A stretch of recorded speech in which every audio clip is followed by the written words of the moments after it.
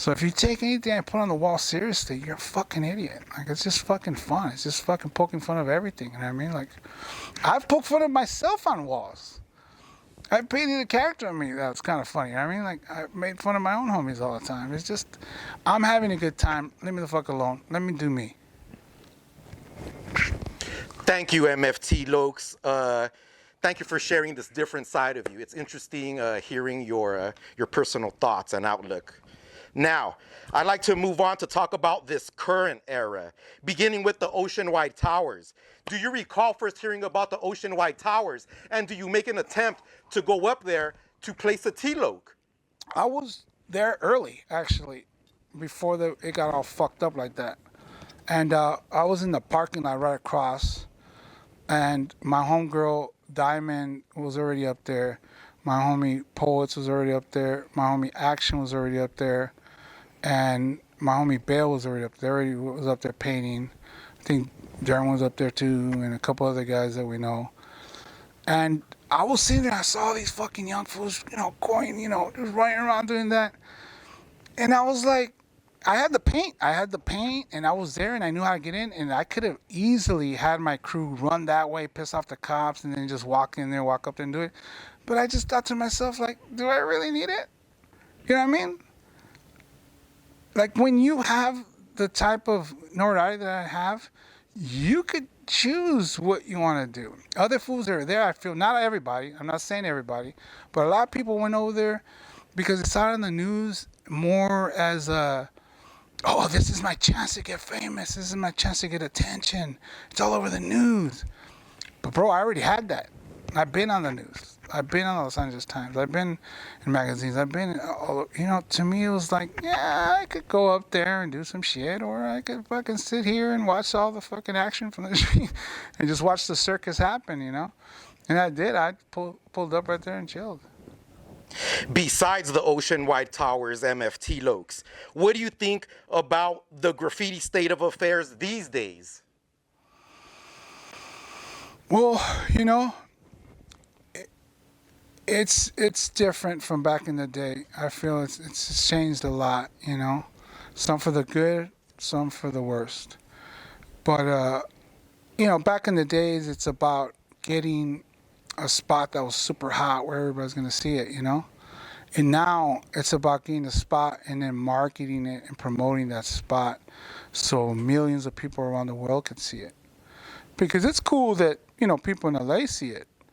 But when you leave Los Angeles and you see that nobody even knows who the fuck you are because they don't live in Los Angeles, then you're like, well, okay, how can I have people from Australia know who I am? How can I get people from Canada know who I am? How can I get people from Mexico or Latin America or Japan know who I am? How do I do that? Like, it's cool you got, people in LA, and a lot of writers want people around here to know who they are.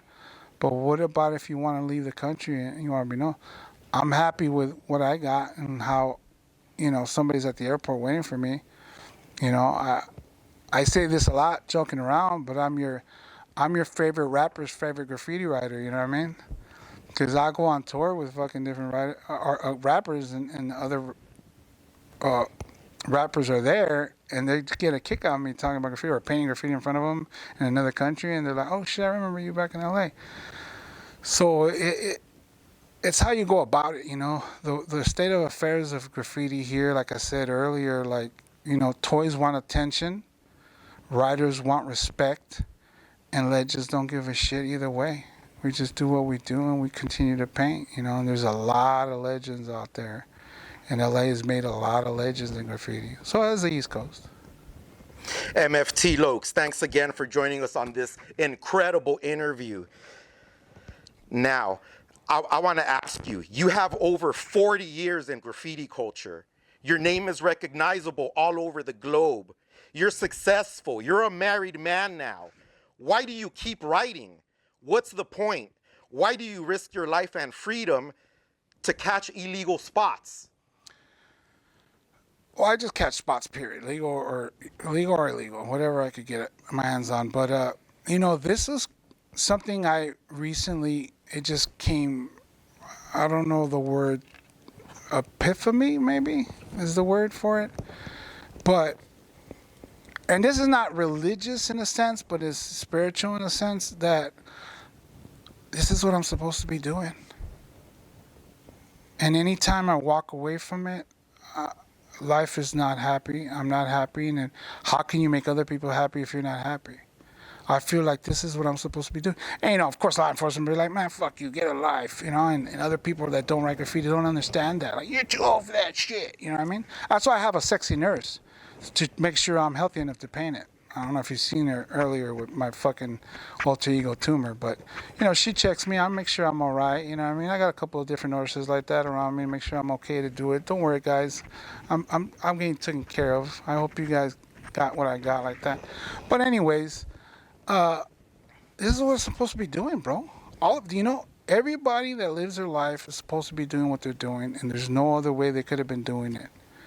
You know, whether it's the universe or God or however religion or however spiritual you want to look at it, you're supposed to be doing what you're doing.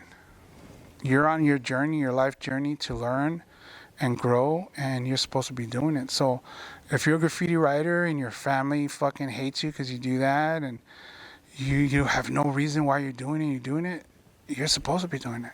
And then not just that, if you're, you know, into sports, if you're a musician, if you're a DJ, if you're an MC, if you're any kind of artist, you know, God is living through you and your adventures. You know, you don't know if God wants to be a graffiti writer. You know what I mean? And he's getting a kick out of fucking me painting on stolen land and shit anyways. Like, you know, I said it in infamy, like, you know, you're mad at me because I painted a fucking freeway, dude, but you took a whole fucking mountain. You took a whole country, you know? You think the natives think they're, you know, Native Americans think it was okay for you to fucking, you know, carve that fucking Mount Rushmore fucking white faces on, you know, colonizers onto a fucking mountain? Like, you know, that's not your fucking mountain. That's God's mountain. You know, that's everybody's mountain. You know what I mean? We got a fucking border across fucking different lands around the world where humans cannot migrate and see their loved ones, dude. That's from balls. You know what I mean? So you want to tell me how the balls I have to paint it? Shit, I learned that shit from my country. They got fucking balls to do all kinds of crazy shit. They got invade other countries, do all kinds of crazy shit. I got the same fucking balls they got. That's why I get up and fucking paint shit. And it's because this is what I'm supposed to do. This is what I'm supposed to do. And I really believe that shit wholeheartedly, 100%. And whatever fucking consequences come, either death, prison, or fucking whatever, you know? This is what I'm supposed to do, and I'm doing it. There's no other way I could have lived my life.